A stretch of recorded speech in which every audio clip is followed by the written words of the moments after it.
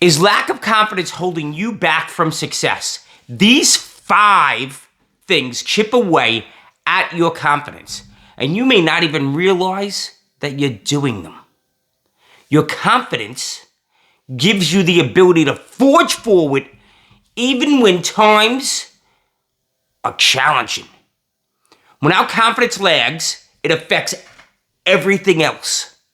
It affects everything we do, the opportunities we seize, and ultimately the success that we realize. Let's jump into it. Number 1, stop comparing yourself to others. Just stop it. You are on your own journey. And your journey isn't the same as anyone else's. Social media is really, really good for this because it only displays people's successes.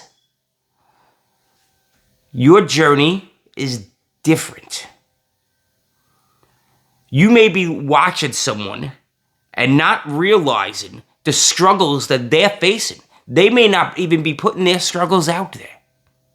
You may be comparing yourself to someone that is in their 5th year and you're just starting out, or you're just getting your feet under you, you're in year 1. Of course it's not going to be the same. Of course you're going to feel like they're so much further ahead of you. That's okay. If you're going to compare yourself to anyone, compare yourself to your old self. Look back over your shoulder and determine how far you've come since you started your journey. That's where confidence comes from.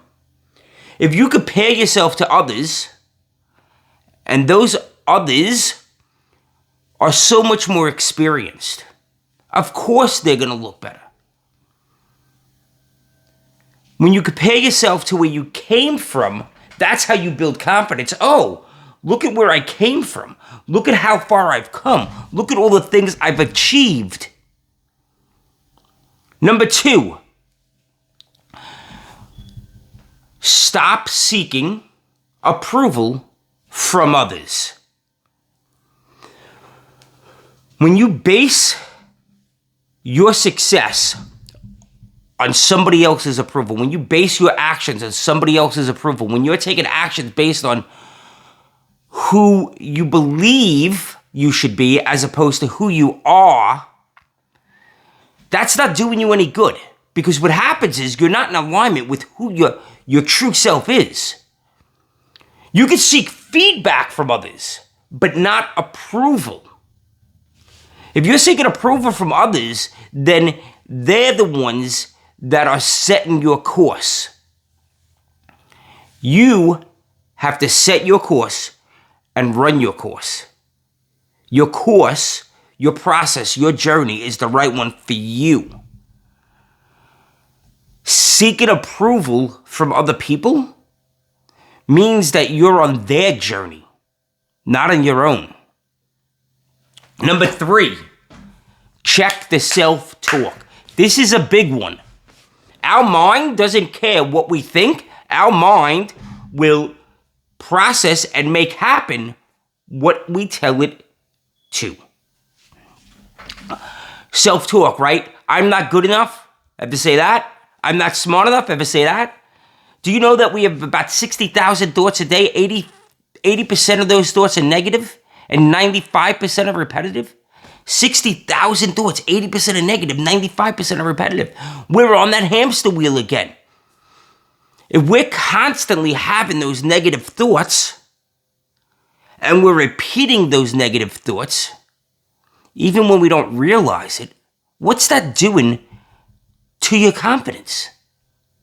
Your mind finds what you tell it to find. Your mind, your thoughts activate your RAS. Your reticular activating system. Your reticular activating system is there to point out things that are important to you. If you're having the negative thought process, then I'm not smart enough becomes what your RAS is out there to prove. How do we take a handle on self-talk? Well, we become aware of the thought, we interrupt the thought, and then we flip the thought 180 degrees. Now, a lot of you will say, yeah, but it may not be true. I may not be smart enough in this moment. Okay, well then, if your negative thought is I'm not smart enough, and you don't feel the confidence in saying I am smart enough, flipping that thought 180 degrees, then what I want you to do is, instead of saying I'm not smart enough, say I'm educating myself. I'm becoming smarter every day. I'm becoming 1% better every day. Do you realize that if you became 1% better every day, at the end of the year, you'd be 37 times better at that skill set that you're building out? How do I identify whether that thought is actually serving me or not? I ask myself, is this thought serving me? I write that thought across the top of the paper. I am not smart enough. Down the left side, I list all the facts that show I'm not smart enough. Down the right side, I list all the emotions I feel when I think about that I'm not smart enough. Then I reverse that thought 180 degrees. I am smart enough. If you don't like I am smart enough, then I'm building out my education. I'm building my foundation. I'm becoming smarter every day. And what are the facts that prove that? And then list out the emotions. When you think of yourself as becoming smarter every day, when you think of yourself as becoming 1% better every day, how's that make you feel? Is that uplifting you? Then that's serving you. Number 4, fear of failure. Whoa, this is another big one. This is one I went through a lot. And I read a study once, and the study said that 85% of our fears never come true. 85% of our fears never come true. And of that 15% that do come true, 79% of those are either I learned something from it or it wasn't as bad as my mind was making it out to be.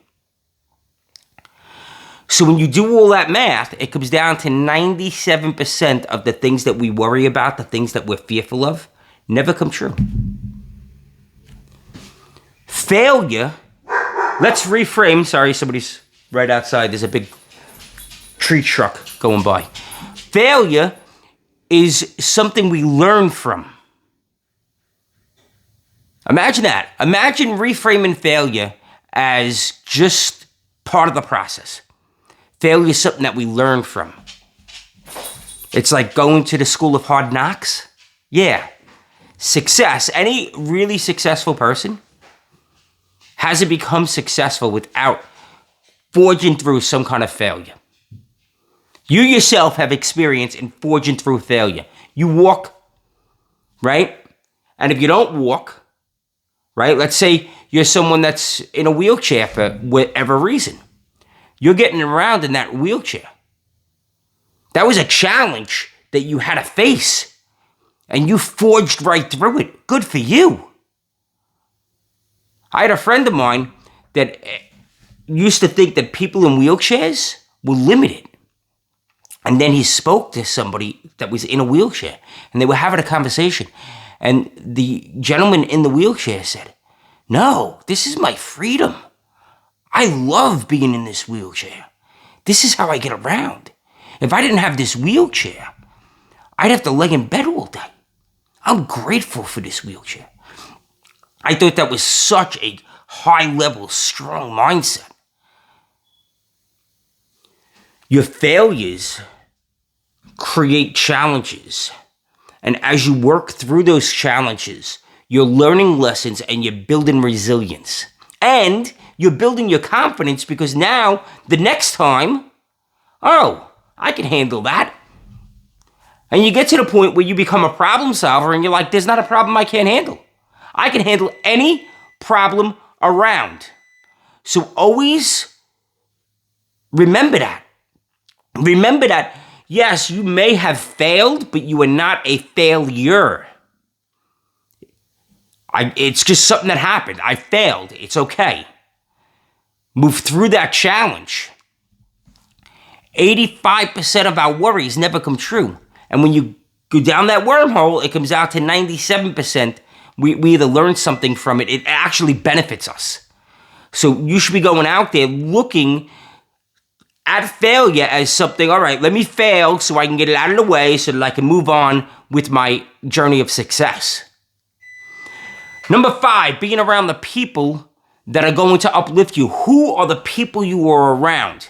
You have to be around people that are going to uplift you. And if you're in a scenario where you're not around those people, then what I want you to do is I want you to take heart to what I'm going to say to you right now. Their words do not define you. Their words are just their words. That's all they are. It's how they perceive what's going on. They're the ones that have a problem, not you. And start finding ways of getting around the people that will uplift you. Those people, through books, through videos, through Facebook groups, through real life meetup groups, masterminds, clubs. Get around people that are going to uplift you. Going over to 5 again. First, stop comparing yourself to others.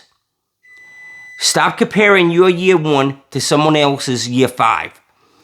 Stop seeking approval from others. Check your self-talk. Get rid of that negative self-talk. Start flipping that negative self-talk on its head. Don't fear failure. Grab failure and say, I'm going to learn from this. And I'm going to forge through it. And I'm going to become more resilient. And make sure that you're around people that are uplifting you, not always pushing you down.